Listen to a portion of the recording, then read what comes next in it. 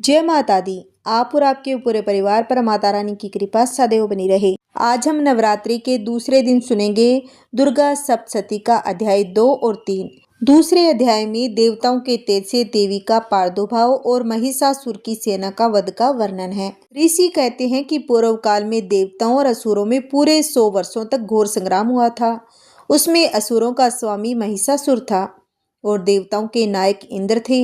उस युद्ध में देवताओं की सेना महाबली असुरों से परास्त हो गई और संपूर्ण देवताओं को जीतकर महिषासुर इंद्र बन बैठा। तब पराजित देवता प्रजापति ब्रह्मा जी को आगे करके उस स्थान पर गए जहाँ भगवान शंकर और विष्णु विराजमान थे। देवताओं ने महिषासुर के पराक्रम तथा अपनी पराजय का यथावत वृत्तांत उन दोनों देवेश्वरों से विस्तार पूर्वक कह सुनाया। वे बोले कि भगवान, महिषासुर सूर्य, इंद्र, अग्नि, वायु, चंद्रमा, यम, वरुण तथा अन्य देवताओं के भी अधिकार छीनकर स्वयं ही सबका अधिष्ठाता बना बैठा है। उस दुरा आत्मा महिष ने समस्त देवताओं को स्वर्ग से निकाल दिया है। अब वे मनुष्य की भांति पृथ्वी पर विचरते हैं। दैत्यों की ये सारी करतूत हमने आप लोगों से कह सुनाई। अब हम आपकी शरण में आए हैं। इस प्रकार देवताओं के वचन सुनकर भगवान विष्णु और शिव ने दैत्यों पर बड़ा क्रोध किया। उनकी बोहें तन गई, मुंह टेढ़ा हो गया। तब अत्यंत कोप से भरे हुए चक्र प्राणी श्री विष्णु के मुख से एक महान तेज प्रकट हुआ। इस प्रकार ब्रह्मा, शंकर तथा इंद्र आदि देवताओं के शरीर से भी बड़ा भारी तेज निकला। वह सब मिलकर एक हो गया। महान तेज का वह पुंज जज्वल्यमान पर्वत सा जान पड़ा। देवताओं ने देखा, वहां उसकी ज्वालाएं संपूर्ण दिशाओं में व्याप्त हो रही थी। संपूर्ण देवताओं के शरीर से प्रकट हुए उस तेज की कहीं तुलना नहीं थी। एकत्रित होने पर वह एक नारी के रूप में परिणित हो गया। अपने प्रकाश से तीनों लोकों में व्याप्त जान पड़ा। भगवान शंकर का जो तेज था उससे उस देवी का मुख प्रकट हुआ। यमराज के तेज से उसके सिर में बाल निकल आए। श्री विष्णु भगवान के तेज से उसकी भुजाएं उत्पन्न हुई। चंद्रमा के तेज से दोनों स्तनों का और इंद्र के तेज से मध्य भाग का प्रादुर्भाव हुआ। वरुण के तेज से जंगा और पिंडली तथा पृथ्वी के तेज से नितंब भाग प्रकट हुए। ब्रह्मा के तेज से दोनों चरण, सूर्य के तेज से उसकी अंगुलियां हुई, वसुओं के तेज से हाथों की अंगुलियां और कुबेर के तेज से नासिका प्रकट हुई। उस देवी के दांत प्रजापति के तेज से और तीनों नेत्र अग्नि के तेज से प्रकट हुए थे। उसकी भौहें संध्या के और कान वायु के तेज से उत्पन्न हुए थे। इसी प्रकार देवताओं के तेज से भी उस कल्याणमयी देवी का आविर्भाव हुआ था। तदंतर समस्त देवताओं के तेज पुंज से प्रकट हुई देवी को देखकर महिषासुर के सताए हुए देवता बहुत ही प्रसन्न हुए। पिनाकधारी भगवान शंकर ने अपने शूल से एक शूल निकालकर उन्हें दिया। फिर भगवान विष्णु ने भी अपनी चक्कर से चक्र उत्पन्न करके भगवती को अर्पण किया। वरुण ने भी शंख भेंट किया। अग्नि ने उन्हें शक्ति दी और वायु ने धनुष तथा बाण से भरे हुए 2 तरकस प्रदान किए। सहस्त्र नेत्रों वाले देवराज इंद्र ने अपने वज्र से वज्र उत्पन्न करके दिया। इरावत हाथी से उतारकर एक घंटा भी प्रदान किया। यमराज ने काल दंड से दंड और वरुण ने पास और प्रजापति ने स्फटिकाक्ष की माला तथा ब्रह्मा जी ने कमंडलू भेंट किया। सूर्य ने देवी के समस्त रोम कूपों में अपनी किरणों का तेज भर दिया। काल ने उन्हें चमकती हुई ढाल और तलवार दी। क्षीर समुद्र ने उज्ज्वल हार तथा कभी जीर्ण होने वाले 2 दिव्य वस्त्र भेंट किए और साथ ही उन्होंने दिव्य चूड़ामणि, 2 कुंडल, कड़े, उज्ज्वल अर्धचंद्र और सब बाजुओं के लिए कयूर, दोनों चरणों के लिए नूपुर, गले की सुंदर हंसली, सब अंगुलियों में पहनने के लिए रत्नों से बनी हुई अंगूठियां भी दी। विश्वकर्मा ने उन्हें अत्यंत निर्मल फरसा भेंट किया। साथ ही अनेक प्रकार के अस्त्र और अभेद कवच भी दिए। इनके सिवा मस्तक और वक्षस्थल पर धारण करने के लिए कभी न कुम्हलाने वाले कमलों की माला दी। जल्दी ने उन्हें सुंदर कमल का फूल भेंट किया। हिमालय ने सवारी के लिए सिंह तथा भांति भांति के रत्न समर्पित किए।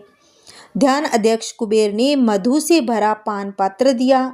संपूर्ण नागों के राजा शेष ने जो इस पृथ्वी को धारण करते हैं उन्हें बहुमूल्य मणियों से विभूषित नागहार भेंट किया। इसी प्रकार अन्य देवताओं ने भी आभूषण और अस्त्र शस्त्र देकर देवी का सम्मान किया। तत्पश्चात उन्होंने बारंबार अट्टहास पूर्वक उच्च स्वर से गर्जना की। उनके भयंकर नाद से संपूर्ण आकाश गूंज उठा। देवी का वह अत्यंत ऊंच स्वर से किया हुआ सिंह नाद कहीं समा न सका। आकाश उसके सामने लघु प्रतीत होने लगा। उससे बड़े जोर से प्रतिध्वनि हुई, जिससे संपूर्ण विश्व में हलचल मच गई और समुद्र कांप उठे। पृथ्वी डोलने लगी और समस्त पर्वत हिलने लगे।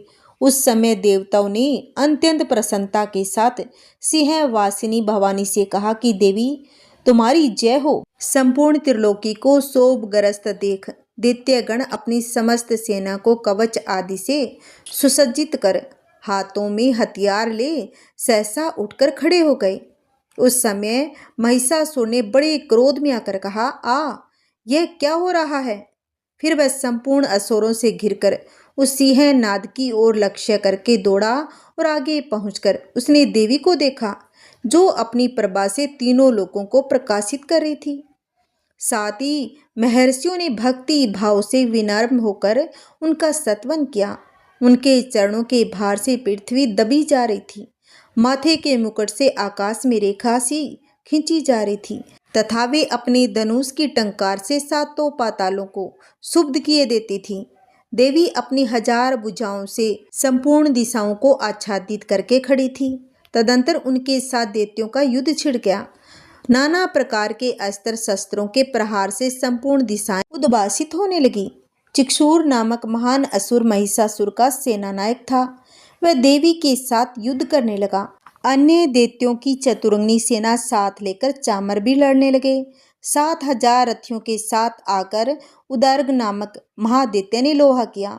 1 करोड़ रथियों को साथ लेकर महाहनु नामक दैत्य युद्ध करने लगा, जिसके रोए तलवार के समान तीखे थे।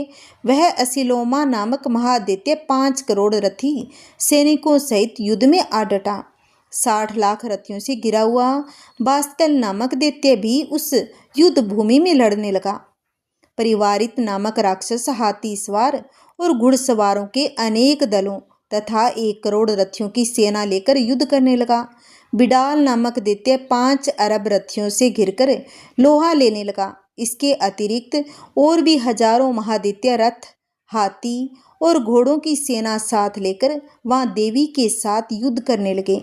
स्वयं महिषासुर उस रणभूमि में कोटि कोटि शस्त्र, रथ, हाथी और घोड़ों की सेना से घिरा हुआ खड़ा था। वे दैत्य देवी के साथ तोमर, भिंदीपाल, शक्ति, मुशल, खड्ग, परशु और पटिश आदि अस्त्र शस्त्रों का प्रहार करते हुए युद्ध कर रहे थे। कुछ दैत्यों ने उन पर शक्ति का प्रहार किया, कुछ लोगों ने पास फेंके तथा कुछ दूसरे दैत्यों ने खड्ग प्रहार करके देवी को मार डालने का उद्योग किया। देवी ने भी क्रोध में भरकर खेल खेल में ही अपने अस्त्र शस्त्रों की वर्षा करके दैत्यों के वे समस्त अस्त्र शस्त्र काट डाले। उनके मुख पर परिश्रम या थकावट का रंच मात्र भी चिन्ह नहीं था।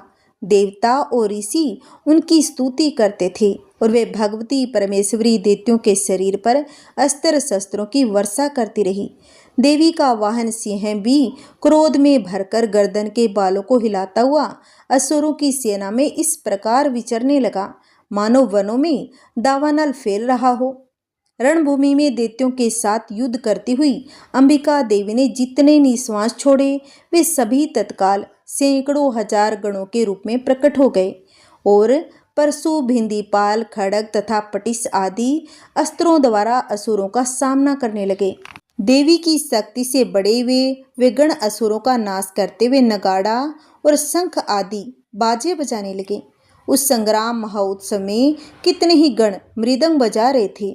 देवी ने त्रिशूल से, गदा से, शक्ति की वर्षा से, खड्ग आदि से सैकड़ों महादैत्यों का संहार कर डाला।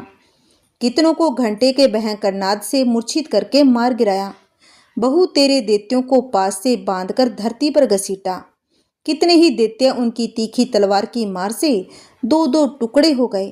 कितने ही गदा की चोट से घायल हो धरती पर सो गए। कितने ही मुसल की मार से अत्यंत आहत होकर रक्त वमन करने लगे। कुछ दैत्य सूल से छाती फट जाने के कारण पृथ्वी पर ढेर हो गए। उस रणभूमि में बाण समूह की वृष्टि से कितने ही असुरों की कमर टूट गई। बाज की तरह झपटने वाले देव पीड़ित दैत्यगण अपने प्राणों से हाथ धोने लगे। किन्हीं की भौहें छिनबीन हो गई, कितनों की गर्दनें कट गई, कितने ही दैत्यों के मस्तक कट कट कर गिरने लगे। कुछ लोगों के शरीर मध्य भाग में ही विदीर्ण हो गए। कितने ही महादैत्य जांग कट जाने से पृथ्वी पर गिर पड़े। कितने को ही देवी ने एक बाहें, एक पैर और एक नेत्र वाले करके 2 टुकड़ों में चीर डाला। कितने ही दैत्य मस्तक कट जाने पर भी गिरकर फिर उठ जाते। केवल धड़ के ही रूप में अच्छे अच्छे हथियार हाथ में ले देवी के साथ युद्ध करने लगते थे। दूसरे कदम युद्ध के बाजों की लय पर नाचते थे। कितने ही बिना सिर के धड़ हाथों में खड़ग शक्ति और इष्टि लिए दौड़ते थे तथा दूसरे दूसरे महादैत्य ठहरो ठहरो यह कहते हुए देवी को युद्ध के लिए ललकारते थे। जहाँ वह घोर संग्राम हुआ था वहाँ की धरती देवी के गिराए हुए रथ, हाथी, घोड़े और असुरों की लाशों से ऐसी पट गई थी कि वहाँ चलना फिरना असंभव हो गया था। दैत्यों की सेना में हाथी, घोड़े और असुरों के शरीर से इतनी अधिक मात्रा में रक्तपात हुआ था कि थोड़ी देर में ही वहाँ खून की बड़ी बड़ी नदियाँ बहने लगी। जगदम्बा ने असुरों की विशाल सेना को क्षण भर में नष्ट कर दिया। ठीक उसी तरह जैसे तीर्ण और काठ से भारी ढेर हो आग कुछ ही क्षणों में भस्म कर देती है, और वैसी है कि गर्दन के बालों को हिला हिलाकर जोर जोर से गर्जना करता हुआ दैत्यों के शरीर से मानो उनके प्राण चुन लेता था। वहां देवी के गणों ने भी उन महादैत्यों के साथ ऐसा युद्ध किया जिसे आकाश में खड़े हुए देवतागण उन पर बहुत संतुष्ट हुए और फूल बरसाने लगे। दुर्गा सप्तशती का अध्याय 2 समाप्त हुआ। अब आगे की कथा सुनो 3 अध्याय में। ऋषि कहते हैं कि दैत्यों की सेना को इस प्रकार तहस नहस होते देख महादैत्य सेनापति चिक्षुर क्रोध में भरकर अंबिका देवी से युद्ध करने के लिए आगे बढ़े। वह असुर रणभूमि में देवी के ऊपर इस प्रकार बाणों की वर्षा करने लगा जैसे बादल मेरुगिरी से शिखर पर पानी की धार बरसा रहा हो। तब देवी ने अपने बाणों से उसके बाण समूह को अनायास ही काटकर उसके घोड़ों और सारथी को भी मार डाला। साथ ही उसके धनुष तथा अत्यंत ऊंची ध्वजा को भी तत्काल काट गिराया। धनुष कट जाने पर उसके अंगों को अपने बाणों से बींध डाला। धनुष, रथ, घोड़े और सारथी के नष्ट हो जाने पर वह असुर ढाल और तलवार लेकर देवी की ओर दौड़ा। उसने तीखी धार वाली तलवार से सिंह के मस्तक पर चोट करके देवी की भी बाईं भुजा में बड़े वेग से प्रहार किया। राजन, देवी की बाहें पर पहुंचते ही वह तलवार टूट गई। फिर तो क्रोध से लाल आंखें करके उस राक्षस ने सूल हाथ में लिया और उसे उस महादैत्य ने भगवती भद्रकाली के ऊपर चलाया। वह सूल आकाश से गिरते हुए सूर्यमंडल की भांति अपने तेज से प्रज्वलित हो उठा। उस सूल को अपनी ओर आते देख देवी ने भी सूल का प्रहार किया। उससे राक्षस के सूल के सैकड़ों टुकड़े हो गए। साथ ही महादैत्य चिक्षुर की भी धज्जियां उड़ गई। वह प्राणों से हाथ धो बैठा। महिषासुर के सेनापति उस महापराक्रमी चिक्षुर के मारे जाने पर देवताओं को पीड़ा देने वाला चामर हाथी पर चढ़कर आया। उसने भी देवी के ऊपर शक्ति का प्रहार किया, किंतु जगदम्बा ने उसे अपने हुंकार से ही आहत करके तत्काल पृथ्वी पर गिरा दिया। शक्ति टूटकर गिरी हुई देख चामर को बड़ा क्रोध हुआ। अब उसने सूल चलाया, किंतु देवी ने भी उसे भी अपने बाणों द्वारा काट डाला। इतने में ही देवी का सिंह उछलकर हाथी के मस्तक पर चढ़ बैठा और उस दैत्य के साथ खूब जोर ललकार बाहु युद्ध करने लगा। वे दोनों लड़ते लड़ते हाथी से पृथ्वी पर आ गए और अत्यंत क्रोध से भरकर एक दूसरे पर बड़े भयंकर प्रहार करते हुए लड़ने लगे। तदंतर सिंह बड़े वेग से आकाश की ओर उछला। उधर से गिरते समय उसने पंजों की मार से चामर का सिर धड़ से अलग कर दिया। इसी प्रकार उदरक भी सीला और वक्ष आदि की मार खाकर रणभूमि में देवी के हाथ से मारा गया तथा कराल भी दांतों, मुक्कों और थप्पड़ों की चोट से धराशायी हो गया। क्रोध में भरी हुई देवी ने गदा की चोट से उद्यत होकर कचुम्बर निकाल डाला। भिंदी पाल से वास्कल को तथा बाणों से तामर और अंधक को मौत के घाट उतार दिया। 3 नेत्रों वाली परमेश्वरी ने त्रिशूल के उग्राश्य, उग्रवीर्य तथा महाहनु नामक दैत्यों को मार डाला। तलवार की चोट से विडाल के मस्तक को धड़ से काट गिराया। धुरधर और दुर्मुख इन दोनों को भी अपने बाणों से यमलोक भेज दिया। इस प्रकार अपनी सेना का संहार होता देख महिषासुर ने भैंसे का रूप धारण करके देवी के गणों को त्रास देना आरंभ किया और किन्हीं को थूतन से मारकर किन्हीं के ऊपर खुरों का प्रहार करके किन्हीं को पूंछ से चोट पहुंचाकर कुछ को सींगों से विदर्ण करके कुछ गणों को वेग से किन्हीं को सिंहनाद से कुछ को चक्कर देकर और कितने को निश्वास वायु से झोंके से धराशायी कर दिया। इस प्रकार गणों की सेना को गिराकर वह असुर महादेवी के सिंह को मारने के लिए झपटा। इससे जगदम्बा को बड़ा क्रोध हुआ। उधर महापराक्रमी महिषासुर भी क्रोध में भरकर धरती को खुरू से खोदने लगा तथा अपने सींगों से ऊंचे ऊंचे पर्वतों को उठाकर फेंकने लगा और गर्जन करने लगा। उसके वेग से चक्कर देने के कारण पृथ्वी क्षुब्ध होकर फटने लगी। उसकी पूंछ से टकराकर समुद्र सब ओर से धरती को डुबोने लगा। हिलते हुए सींगों से आघात से विदीर्ण होकर बादलों के टुकड़े टुकड़े हो गए और उसके श्वास की प्रचंड वायु के वेग से उड़े हुए सैकड़ों पर्वत आकाश से गिरने लगे। इस प्रकार क्रोध में भरे हुए उस महादैत्य को अपनी ओर आता देख चंडिका ने उसका वध करने के लिए महान क्रोध किया। उन्होंने पास फेंककर उस महान असुर को बांध दिया। उस महासंग्राम में बंधे जाने पर उसने भैंसे का रूप त्याग दिया और तत्काल सिंह के रूप में वह प्रकट हो गया। वह अवस्था में जगदम्बा जो ही उसका मस्तक काटने के लिए उद्यत हुई त्यों ही वह खड्गधारी पुरुष के रूप में दिखाई देने लगा।